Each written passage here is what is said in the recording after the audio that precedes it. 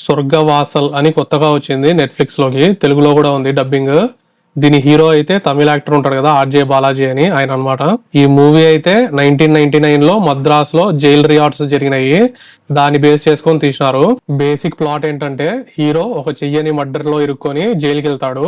అక్కడ drugs, gangs, గొడవలు ఇవన్నీ తట్టుకొని లాస్ట్ కి హీరోకి ఏమైంది అన్నది స్టోరీ. మూవీ అంతా మాక్సిమం జైల్లోనే జరుగుతుంది. ఎక్కడా బోర్ కొట్టకుండా అలా అలా ఇంట్రెస్టింగ్ గా పోయింది, రియలిస్టిక్ గా అనిపించింది నాకైతే. ఈ మూవీలో యాక్టర్స్ అంతా బాగా సెట్ అయినారు. ఆయన 7G బృందావనం కాలనీ డైరెక్టర్ ఉంటాడు కదా, సెల్వరాఘవన్, ఆయన కూడా ఉన్నాడు ఈ మూవీలో.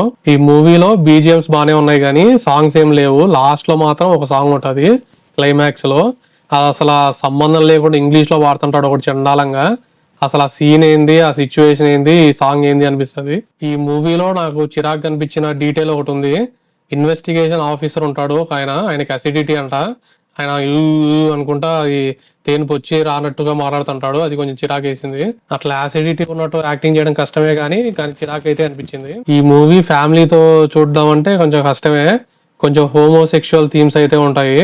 ఈ మూవీకి నేను ఇచ్చే రేటింగ్ 3.75/5. చూడొచ్చు ఈ మూవీ తప్పకుండా. ఇది మరి స్వర్గవాసల్ మూవీ రివ్యూ. ఇలాంటి రివ్యూస్ కోసం మన ఛానల్ ని సబ్స్క్రైబ్ చేయండి. ఇంకా వెళ్ళొస్తాం మరి, బాయ్ బాయ్.